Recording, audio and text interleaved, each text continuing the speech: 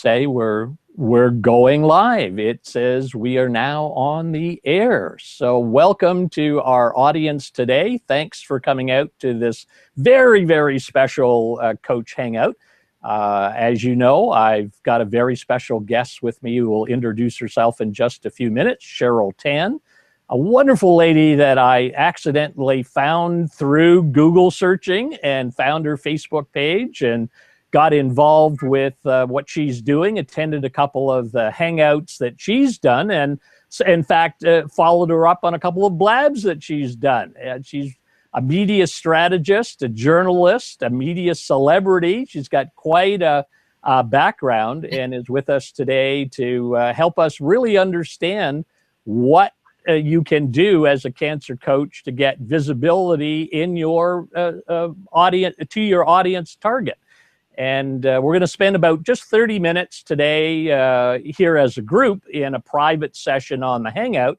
And then we'll move over to Blab, which is, some of you know, a public platform that allow you all to turn on your cameras if you so desire. As you know, in this platform, the Google platform, unless you've got a Google account, you can't turn your camera on. So what I thought we'd do is just chat for a bit, get to know Cheryl and get some words of wisdom from her.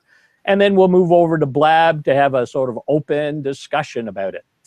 And of course, as everyone knows, there's a replay. So if you've got to break out early, don't worry. You'll get the link to the replay and follow up what we're talking about.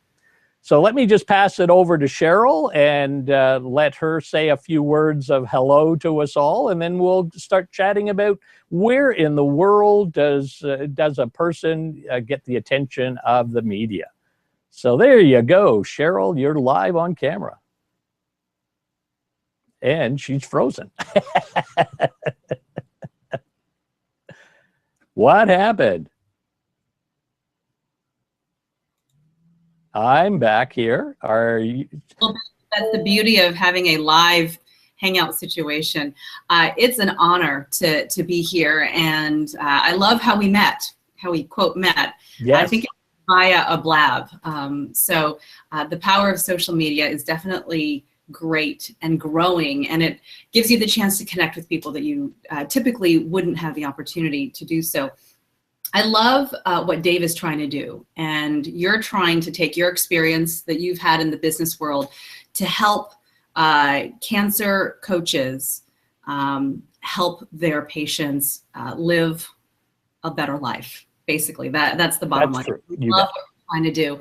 As far as me, and you said it, I'm a journalist. So I've been in TV news for 20 years, ever since I left college. I got my first job in Macon, Georgia, in a little Fox affiliate startup way back, long time ago. So I've been in television for a long time. And so newsrooms, I found, are all the same. No matter where you are, no matter what size market, and in television, your goal is to keep moving, kind of like the military, but you don't get moving expenses. And you're kind of moving up to different markets, but really all newsrooms are pretty much the same. And the goal of these newsrooms are the same, is to get the news of the day out as quickly, as accurately, and in an entertaining way to your viewers, to your readers, to your audience.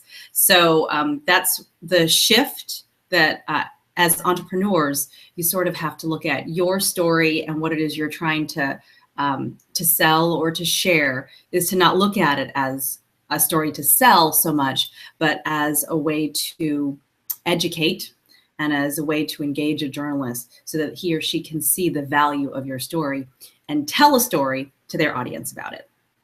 So is that a difficult thing to do, Cheryl? I mean, I'm trying to think of the various things that I wish the media knew about me. How do I sort of pick through what my messages really are that would interest someone perhaps in print or radio or TV? So I think it starts with, if you're an entrepreneur and you have something that you're trying to sell. So I think that first needs to be, if you're looking at it as you're trying to sell a service, then you are trying to find a journalist that would be interested in that part of your story. Perhaps the story, like, so, okay, let me start from the beginning. So Dave, I know right now, I know your story. And so I think your audience may know your story, but I don't know if my audience does. But you have an incredible one. You're an entrepreneur and you're also a survivor. So you have that in your background. Your story, just as being a survivor of cancer and your journey from getting sick and coming on the other side of it, is one that a health reporter could be interested in. So you have to look at it as tying the story that you want to tell to the reporter who would be interested in telling it. So let's say you have a newscast that you watch in your town. So you live in Canada, right, Dave? That's correct.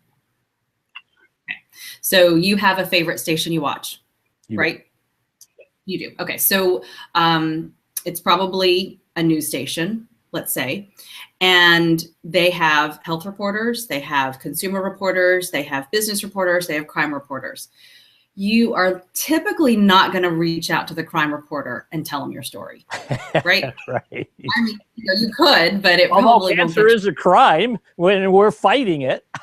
You're exactly right. You're exactly right. So the way I see it is if there's a health reporter, and chances are there is, there's probably a health reporter at the newspaper that you read, the community newspaper or the local newspaper that you read. There's a health reporter. I know there is. I think there's probably a way for you to reach out to that reporter and talk about how you are using a cancer coach network to help other survivors just like you. Now, your consumer reporter may not be so interested in that, but your health reporter probably would be. So, and are you look at it like health that. reporters in every media as well? If you have a lot, and so there are different places where you can get publicity, right? So there's your local network, like your local newspapers, your local television stations. Then you have your regional outlets. So let's say you have state-run, like NPR, radio news. You have different outlets, and then they go in tiers. So you have your local, you have your regional, and then you have your national outlets. But then there are blogs, and those blogs get a lot of traction. So you're talking about health reporters. Well, I mean, you could just Google like a really big health blog and get featured there. So they are not maybe journalists per se, but they're writers and they have an audience. So Dave, let's say we wanted to get your story to a mass audience, right? Right. Find a big health blog like WebMD, or there are a bunch of them. There are a bunch of big general health outlets, and there are writers for all of them. So you could get attention from one of those folks as well. And so I like to tell my clients that a healthy mix of both can help with their media portfolio. I like the idea for clients to get, for sure, local coverage. So coverage in their town, coverage in their zip code, where they pay taxes. I think it's important for them to get coverage where they are first, because local news wants local news to talk about. So you have a better chance, and then coverage it and get more media mentions as you go higher. So as you go to regional or national outlets, it's important for you to have that local attention, because if you kind of see, if other reporters, it's kind of like, you know, if you're dating somebody, you're like, if you're dating and somebody else wants to date who you're dating, it's kind of like you kind of get, your profile gets raised a little bit. So if a reporter from a bigger outlet sees that you've been featured in a smaller outlet, it just kind of proves it a little bit, proves that you've got a good story. So do you recommend that we get names and addresses of all the journalists in our area? And if so, how do you introduce yourself to them in your story? Right. So how to introduce yourself to a journalist. So it's about having a relationship. So if our group, and I can see some of the folks in our group, and I know that you're entrepreneurs, so it's sort of the same way as you would approach a potential client or someone who would potentially buy your stuff. You probably won't go up to them and say, buy my stuff. You probably will cultivate that relationship a little. Same, let's need stories. So you start off by knowing who they are. A lot of times so I'm still a TV host. I host a television show locally. And so I get pitches still. I used to get a ton of pitches for another show I used to work on, which is now. And you can Google me. So you could probably find out the show that I host. And if you pitch me a story that is not part of what I am doing a show on, I'm not interested. So it's easy enough to find the stories that we do. It's easy enough. If you do just a little bit of homework, a little bit of Googling, you can find out what these reporters are doing stories on. So Dave, your pitch, let's say that you were to go to your local station and find the stories that they've done. And then you can see really clearly for them. If they only do vaccines, and the only vaccines, you might have a tough time. But if they do all health news, then you might have a chance to go in and say, hey, Sarah or Joe or Bob, I see you do stories on health in our community story. It's a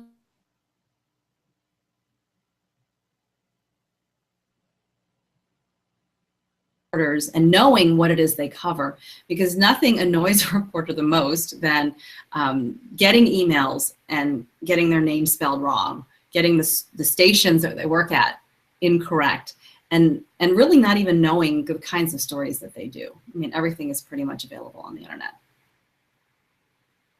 And is there a standard format you should use? Like, I know if you're doing a press release, there's sort of a formalized document that you try to fill out to get the publicity expert to hear what you're pitching. Do you do the same thing? Is there a format that we could use to approach a journalist?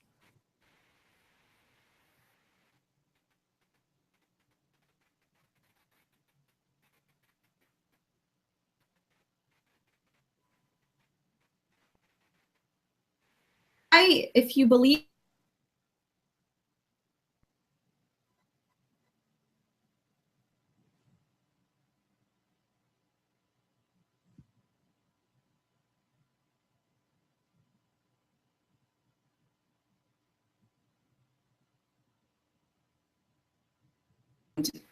,2 minutes to create something that is more relatable.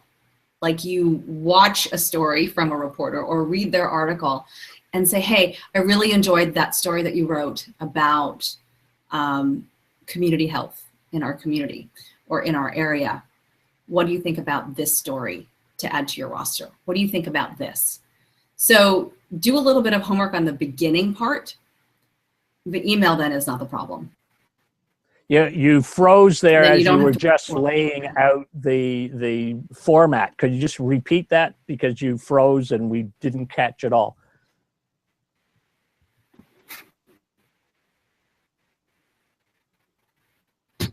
Yeah.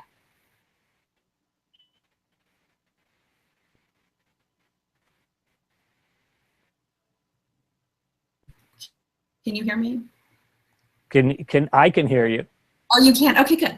So I'm personally not a big believer of templates and formats. I prefer to have you spend your time Googling a particular reporter and finding out the kinds of stories that they do and whether your story would resonate with his audience or her audience. So I've talked to clients before and they spend hours on pitches. They spend hours on press releases that go nowhere, that get no response. So I got, this week, I got like 3 press releases, and that you could tell they spent a lot of time on them. And they were formatted perfectly with a teeny weeny tiny type and phone numbers everywhere. And I don't cover those stories, delete. So I think the first thing is to find the reporter who would be interested in covering your story, and then doing research on that reporter. Then reaching out to that reporter and saying that you know what stories they cover, and asking them if your story would be of interest to them. That's the way that they realize that you really know who they are.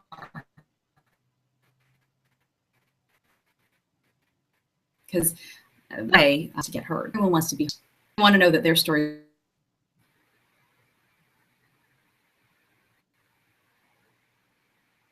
Dave? Yep, I'm here, but you keep fading in and out. Oh no, is that me? Yeah. I wonder if it's my house. I I wonder if it's my, unfortunately, it may be my house. Can you hear me okay though? Yep, the audio's okay so far. Oh, okay, but the video is not. Okay. Well, I mean, it all freezes back and forth, but we'll move over to Blab shortly, and maybe it'll be a better connection when you reconnect over there. Does anyone have any, you're fading and skipping a lot. Okay. That's what Ashley said. Yeah. Sorry. Okay, you know what I'm going to do is I'm going to move my computer. Do you think that would help? I'm going to move my computer to another place in my house. Sure, that could be. Keep talking, and if any other questions, just keep asking. Yes, no problem at all. Okay. It's the beauty of technology. We've got different issues in different ways depending on how everything's connected. Cheryl obviously is on a Wi-Fi and not hardwired, and that really is a problem for a lot of video conferencing. You've got to be hardwired rather than Wi-Fi when you use a laptop, because sometimes the signal comes in and out. So as a recommendation to anyone who is doing these kinds of things, try to hardwire your computer. Is that better? There, you're back there. I can see you. Great. Okay. All right. Can you hear me okay? You're back right now. We watched you move through your beautiful home. Thank you. It is a mess, so I'm like trying to hide stuff, but so you don't get to see everything. All right. What questions do you have? How can I help you? While we're waiting for someone to type, I want to know what the top 3 mistakes are in your mind. Okay. I think I've gone over some of that already, but a lot of it is mass emails. I can tell when a mass email has been sent. I can tell when you are not thinking about especially, okay, so let's say you have a huge fundraising event. There's a case that can be made for a mass email, that you have a fundraising event that you want everyone to go to. But typically, if you're trying to get coverage for your particular company, your business, you want to have a one-to-one relationship. You want to make that reporter understand that they're the only ones telling your story. You're only giving them one story, and they're getting the chance to tell it. While everybody wants mass coverage, the reality is you're going to have better luck if you pick one person and target. So that's one big mistake I see people making, is that they're throwing their pitches to everybody and not targeting. The second thing I see as a mistake is that they don't think about that reporter's audience. So if you're a health reporter, you know that reporter's audience are people interested in health-related information. So knowing that, you probably will tailor your pitch accordingly. You're not going to bring a crime story to that health reporter, because that health reporter not focused on that. And the third thing is giving up too early. So I get a lot of people who call me and they're like, or they email me and they're like, it didn't work. Well, reporters are really busy. There's a lot going on. The deadlines are insane. And there's a lot to juggle in a day. And so one pitch, one email, even one follow-up may not necessarily get through because there were 4 deadlines that had to have been met, like yesterday. So if you don't follow up after not hearing, then you probably will not hear back. So the art of the follow-up is really, really important. But if you give up too soon, then you kind of lose, you'll definitely lose out because you're not going to be able to get through with your message. So that's what I would say. For sure, not targeting enough, not thinking about the reporter's audience, and giving up like way too soon. What is the normal frequency of contact, and how long should you wait to follow up? I think it depends on the situation. So if, like, let's say they write back and they're just like, I'm sorry, I'm not interested, peace. Well, at least you have an answer. So just like any situation with a client, you want to know right away whether they're interested or not. Not every pitch is going to be a home run. So if they say no, then you say, okay, no worries. And then you follow up with another pitch that's different, that's completely different, that might interest their audience. But how frequently you follow up, I think, depends on the situation. It depends on whether it's an event. If it's an event, then maybe you're more frequent. If you don't get a response, then you follow up in a few days and you say, hey, did you get my email? Just wanted to make sure that you received it. What I like to do is kind of like a value add, like add something more. If the reporter doesn't respond to the first thing, follow up once and say, hey, did you get it? And if they still don't follow up, then follow up with something like another angle to the story that might be of interest, of a better interest to them. Because there's a reason they haven't responded. It's either there are 3 reasons. 1, not their thing. It's just not the right pitch. They threw it away, delete, and they never saw it in the first place. Number 2, they're just waiting for time. So they've got deadlines and other stories that they've got to cover. Maybe they're just holding on to it and haven't responded because they haven't had time, but they haven't deleted it yet. So you following up with another angle might help them think and kind of move them to the next level. And then 3rd, maybe they're just not sure. No matter what, if you follow up with a value add, there's a greater chance. Man, this is incredible information. Absolutely amazing. It does work. I mean, just because it's a relationship, that's all. I'm just going to get myself back on camera and give you a chance to just type in your contact information in the chat box because this group I know is going to want to contact you. You've provided so much detailed information of strategy and approach and what you really need to do in order to get people's attention. And certainly for those of you in the Cancer Coach Network, we're going to do more work with Cheryl, and there is some consulting services that she has available for us as coaches in helping us get our message together. We're going to shift in a moment over to the general public stream on Blab, so I wanted to make that point clear while we're here as a group, and that is the cancer message needs a twist, as you heard. The journalist who's the healthcare reporter really does want stories, and we've got a lot of stories, but do you use your story as a coach? Do you use your story working with a patient? Do you talk about cancer in general?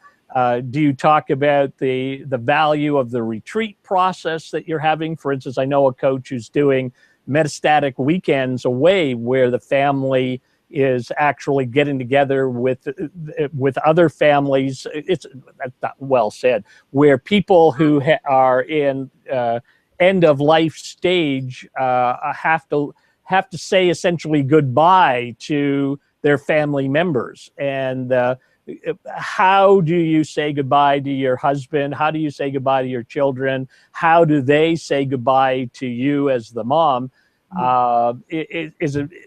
just an amazing weekend. I've watched a couple of the videos that they do, and I know that if done right, could capture the interest of journalists to get that human interest story out there of something that you don't think about until you're right there, and yet a lot of people are struggling how to do it, and the Cancer Coach is a vehicle to make these events happen. So your retreat, your workshop, your books, your training courses, your coaching services all need a different twist around them. And those of you here in the group, when you talk to Cheryl, and you can see she's got her website there, getmediasmart.com.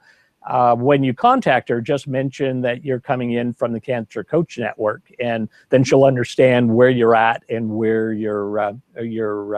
what kind of help she can tailor directly for your needs.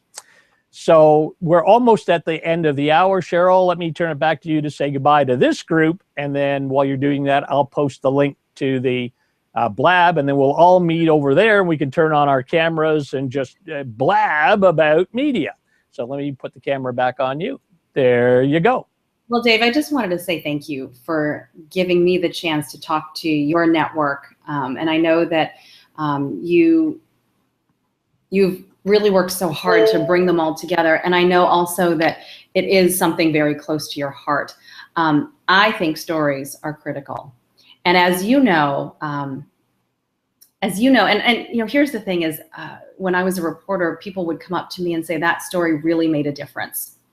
So I want you to know that what you're doing is truly important, because you never know who at home is reading it or watching a story that could change their lives. So while you're trying to grow a business and you're trying to get your name out there, truly the goal is to change lives. And if you think of it like that you're really changing lives by sharing what it is that you do, then it makes it a little easier as you make that pitch to somebody else. Because what you've done is you're changing the way that they look at themselves and how they're handling their survival after something awful. So you're there to really help them. And so if you look at it like that, if you're educating, then it makes it much easier to make that pitch to a journalist. So I'd love to see you inside Get Media Smart. I've got a 2-week free Become a Media Magnet sign up if you'd like to be a part of that. It's like just an e-course. So would love to have you sign up there and have you a part of our community that Dave and I are creating online. Thanks, Cheryl. That's great. And I've got to endorse that e-course. I'm on it and getting the material as it's sent out. It's just packed full of information. It's just amazing how much information Cheryl is providing to us. But the link to Blab is there in the text chat area. Just click on that and join us over on the Blab platform. And we'll carry on the conversation that we've started here. But to our group, thanks for coming. And to Cheryl, thanks again. And we'll have you back into our little network. But in the meantime, let's all head over to Blab and keep the discussion going. Okay, thank you. See you later. See you in a bit. Thanks, everybody.